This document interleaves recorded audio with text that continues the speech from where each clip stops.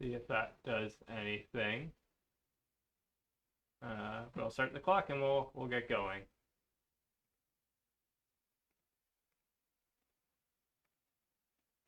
All right, so we're just going to go with our hip hinge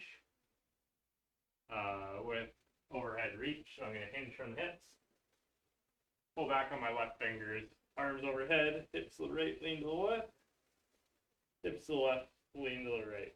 We're going to do that 3 more times actually. This time when I come up, I'm going to pull back on my right fingers, arms overhead.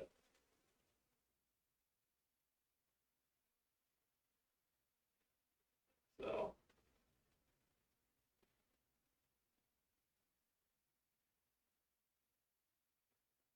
now this time, I'm going to push down on my left fingers. Arms overhead, same thing. Hips to the left, lean to the right, hips to the right, lean to the left. And we'll go one more time here.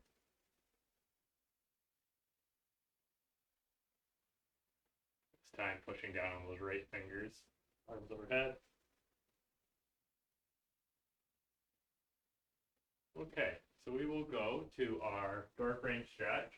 You can also do a handcuff stretch if it's sort of grabbing your wrist behind your hands. I find, in making a nice broad chest, I find the door frame stretch where I find a place where I can anchor my hand, turn through the top. I can really open up my chest and my shoulders. And then, yeah, I'm just turning through.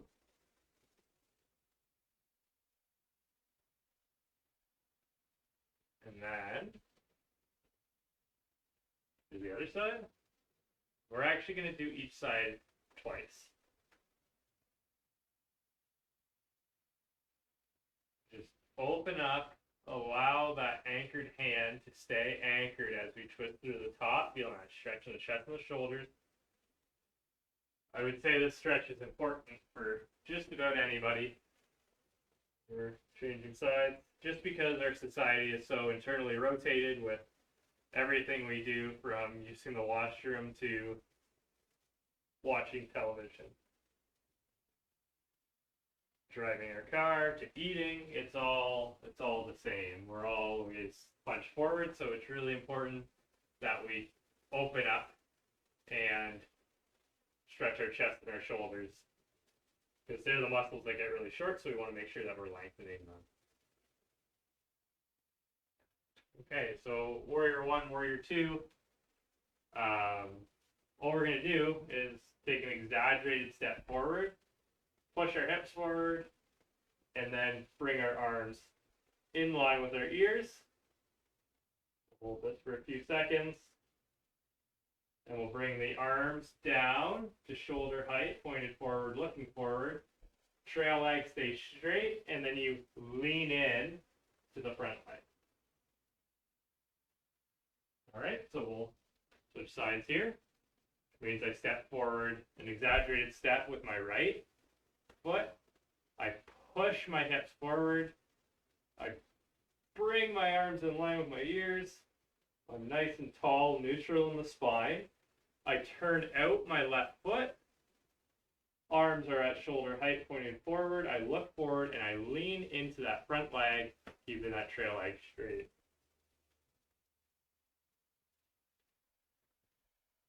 Okay, and we're just going to do one of those per side. We're going to go to our seated pigeon. So I have a chair here.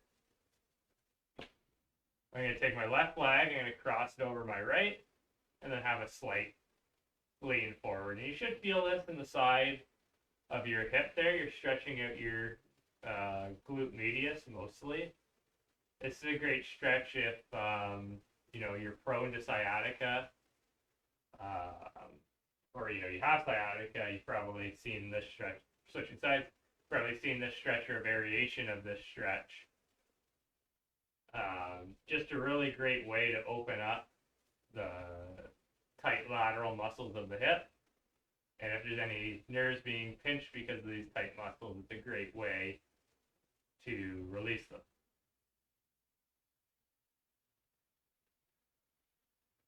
All right, and then we'll go back to the first side. And you may be wondering why I do some stretches twice, some stretches 4 times, some stretches only once. Why I did the 4 times with the forward fold is because not only are hamstrings tight, but it gives us a chance to stretch both our forearm flexors and our extensors. We'll switch sides. And then why I do some sides twice in like these static stretch holds is because that's what the American College of Sports Medicine recommends, that we stretch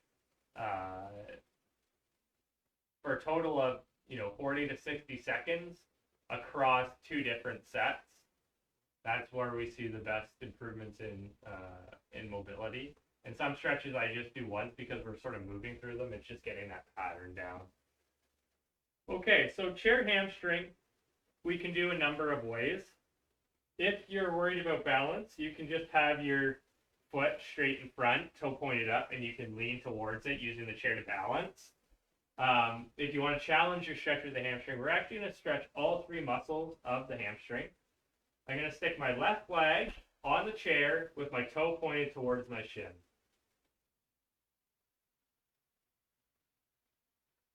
All right. And you can have a slight lean forward if you want to exaggerate this. I really don't need to because I have very tight hamstring. Next thing we're going to do is we're just going to turn our torso gently towards that leg that's on the chair. Again, we're trying to keep that leg straight, toe pointing towards the shin to also stretch the calf. I'm just going to take 1 second here for a break. And then what we can do is we can turn that right foot out, similar to our Warrior 2.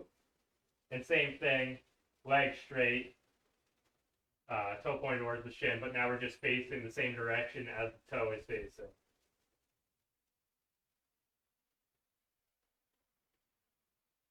All right, so we'll switch sides now, and we're just going to do this one once because we essentially did 3 stretches in one. So now I'm going to put my right leg on the chair, and again, just toe pointed towards the shin, keeping that nice tall neutral spine. If I want to hinge forward to increase the stretch, I certainly can, but I'm certainly not going to because I don't need it.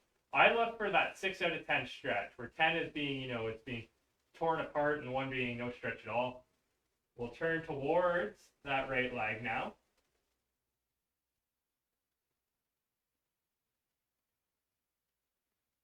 And then we'll go left foot out, facing the left direction the left toe is facing. Toe pointing towards the shin. Keep that leg straight. I find this one sort of the easier one for most people. The one where you're turning inward is quite challenging.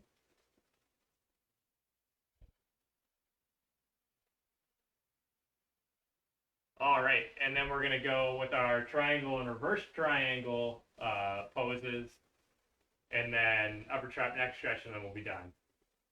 So right leg forward, right hand on the chair, right hand or left hand on the inside of the right knee. You're going to turn and open up this way, coming down, and we're going to do each side 5 times, turning and opening up. If you find that difficult, you can go left hand to left ear and just rotate this shortened lever, guiding the elbow up. All right, so we'll continue with that's number 3, 4, 5. What we're going to do is we're just going to slip right into the reverse triangle, which is left hand on the chair, right leg forward, right hand on the outside of the right knee, and we're going to turn and open up that way, a little bit more challenging. And you can do the same thing with hand on the ear if you'd like.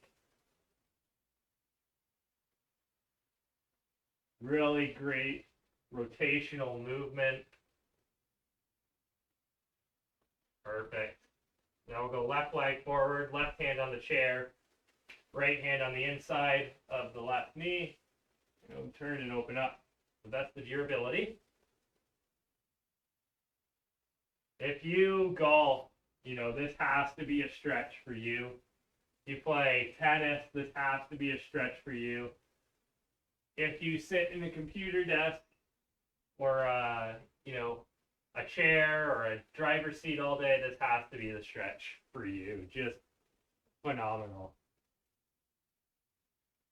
To open up like this, get that mobility in the upper. We're doing the reverse on the left side if you haven't figured out. Get that mobility in the upper T-spine. So important. Good. And then we'll just do our upper trap neck stretch, and that will be it for today. So we're going to go, I'm just going to stand right up next to the camera here. We're going to go right ear to right shoulder. And if you'd like, you can just gently tilt the head forward.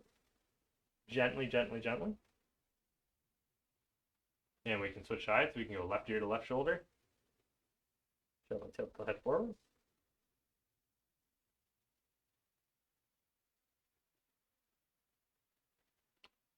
I'm just going to check something. And again, just doing the same thing twice.